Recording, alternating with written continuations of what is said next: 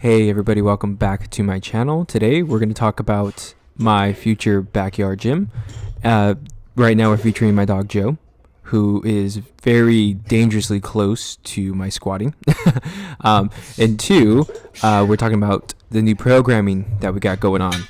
And with this outdoor gym I got going on, I'm definitely very, very fortunate to have the ability to lift in my backyard. I know some people don't even have any backyards. They are either in an apartment or at a place where they can't drop weights or anything like that. So I want to start with, I'm thankful that I have a backyard setup that I can even start something with. But doesn't mean that we can't focus on things that we definitely want to improve. As you see, I am squatting, lifting, and snatching. Right now it's pretty uneven ground.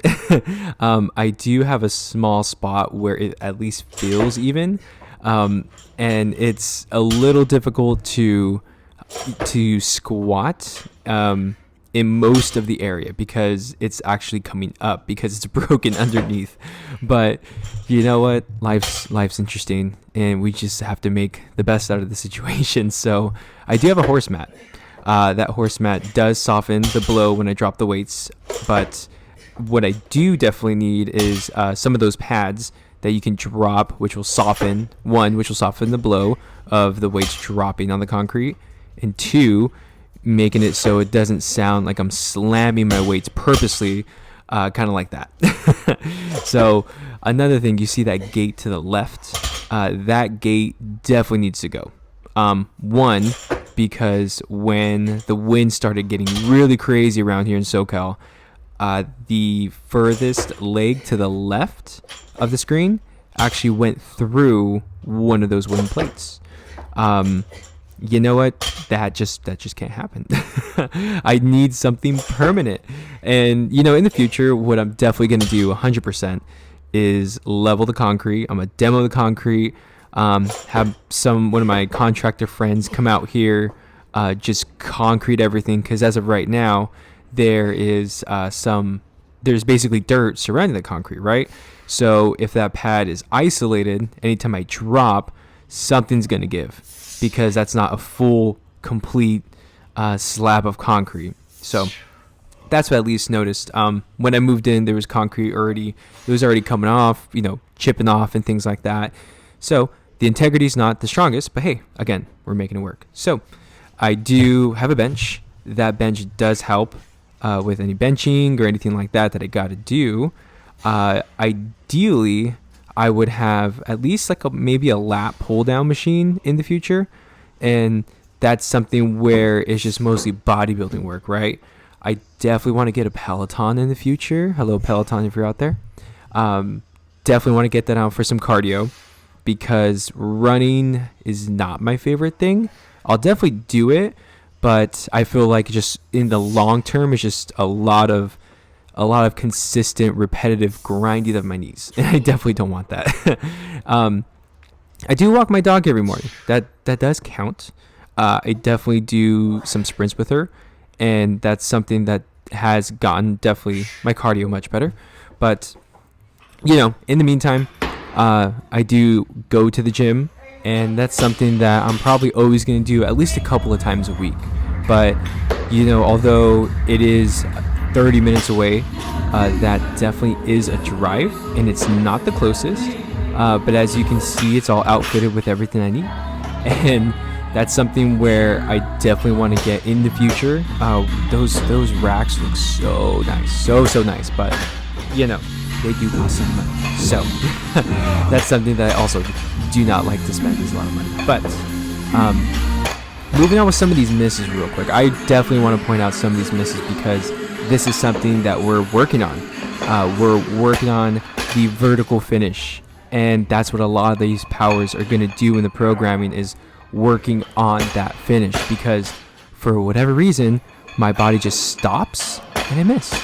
And I'm just like, what's going on here? It feels good up until the finish, or I have one of those slow turnovers with the wrist and it misses right in front of me.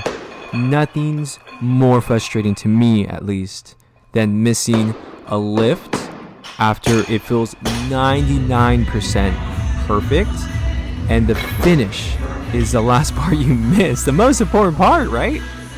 It's just super frustrating. So that's something where I'm definitely going to add, or some of the programming does add a lot of back work, a lot of accessory movements to strengthen the overall stability of the catch and the second pull as well.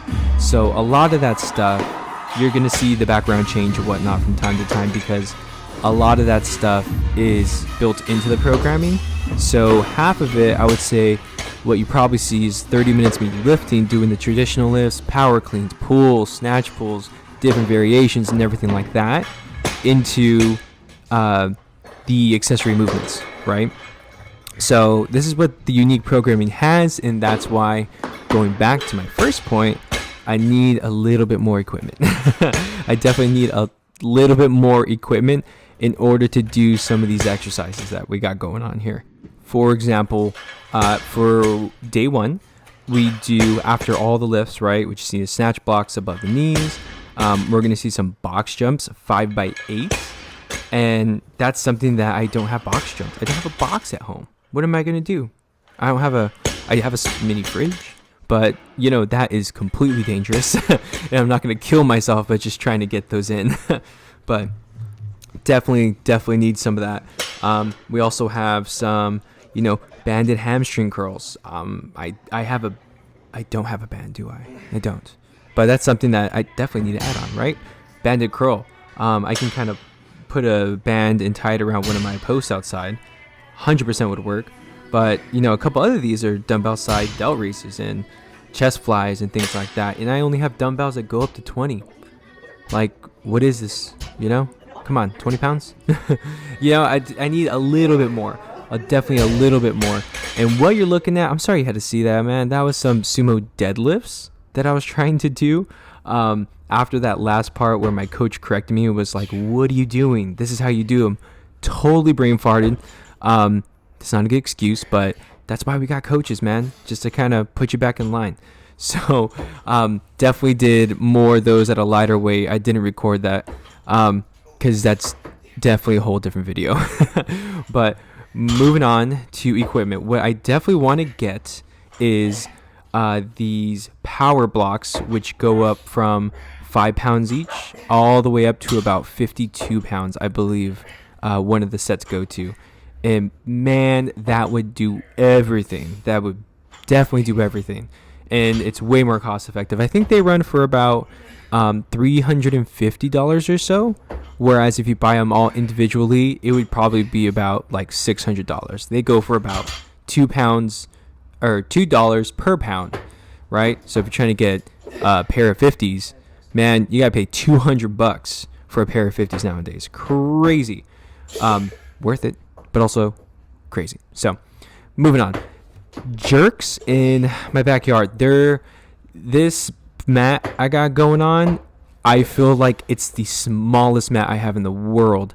I'm cutting my jerk short on most of these, and I did feel a little bit pain in my knee, and my back foot almost slipped off a couple of times. So it's just getting used to being more comfortable doing a split jerk in such a smaller space than when I'm used to.